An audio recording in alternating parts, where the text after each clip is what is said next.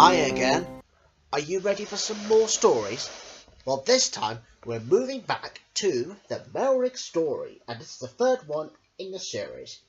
And this is called Melric and the Sorcerer. Now, when you hear this sound, oh, that means there will be an evil sorcerer around. So, are you ready? Here we go. Melric and the Sorcerer. Melric, the magician, had been arguing with the king. The king wanted Melric to make him as powerful as the famous kings he'd been reading about. More power! He shouted. I want to be known far and wide. Well, more power won't make you any happier, said Melric. You'll soon be known far and wide for your voice. That's powerful enough. Ha! You're useless, the king grumbled. You won't do as I command. Later, Melric was surprised to see a feast being prepared. Sondrak, a sorcerer is coming to visit us, said the king. Who is he? I never heard of him, said Melric. Perhaps he isn't a real sorcerer, and perhaps he is, said the king. Perhaps he's friendlier than a certain magician I know. Perhaps he's willing to make a nice little king, just a teeny weeny bit more powerful. Anyway, the feast is in its honour. So there. Oh! Melric was curious about this sorcerer.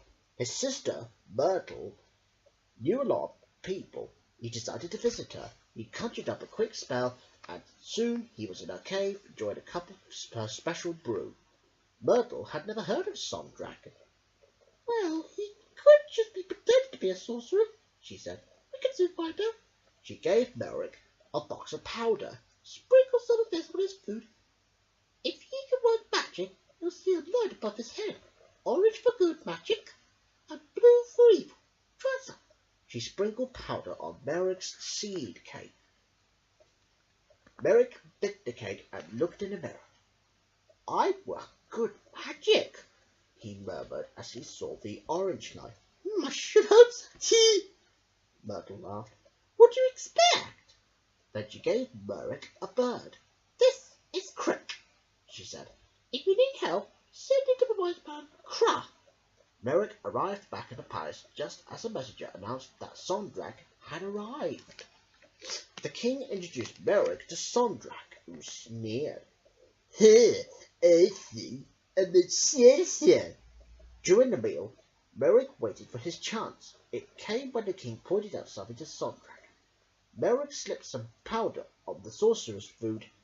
Sondrak took a bite, and a blue light appeared above his head. Sondrak was up to no good. The king asked Sondrak what he thought of a magician who refused his king's commands. A magician should obey his king, said Sondrak. My dear Sondrak, take the seat of my right hand, said the king. Melric changed places with Sondrak. To help the king does not mean giving him all he asks for willy-nilly, he murmured. Then he whispered to Crick. Sondrak is after my job. Find out what Cra knows about him. Crick flew straight to Cra. At the top of his mountain, Cra knew why Crick was there without being told. I was expecting you, said the wise man.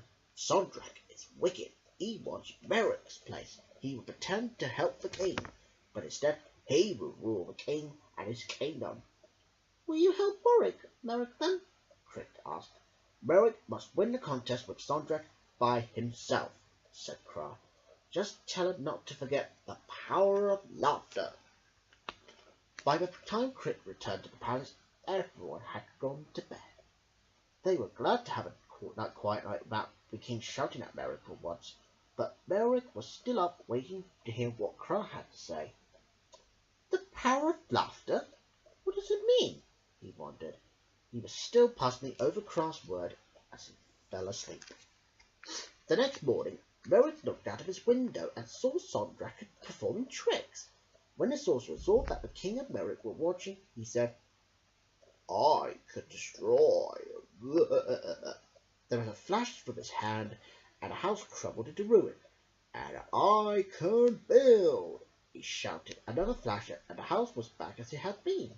The crowd gasped in amazement. Then Sondrak ordered 6 archers to fire at him. They took aim and fired. The arrows just bounced off an invisible wall in front of the sorcerer. "See what power I have," said Sondrak. He pointed at the ground and fire roared. He pointed at the sky and it rained, putting out the fire. "Think how powerful I could make the king. What could anyone do against me? Especially you, magician," he called to Melric. As Melric looked at Sondrak standing in a puddle left by the rain, he remembered Kra's word. He smiled and pointed. The water became ice. Sondrak slipped and crashed to the ground. "Oh!" The crowd roared with laughter. "Stop laughing!" screamed Sondrak. He tried to get up, but his feet shot from under him.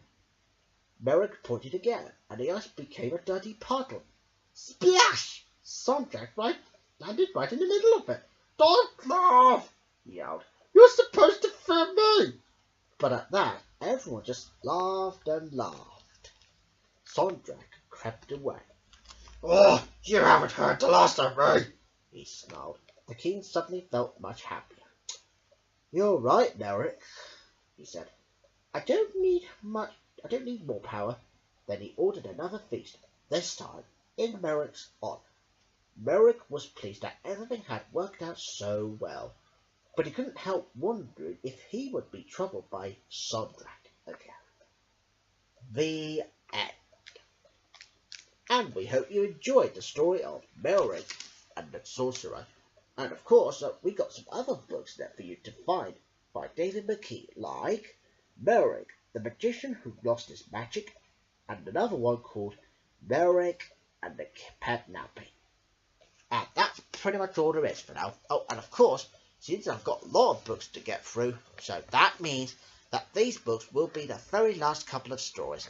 So, and I will see you soon, viewers, for the last of the stories, and then I will retire. So, bye-bye, everyone. Bye-bye.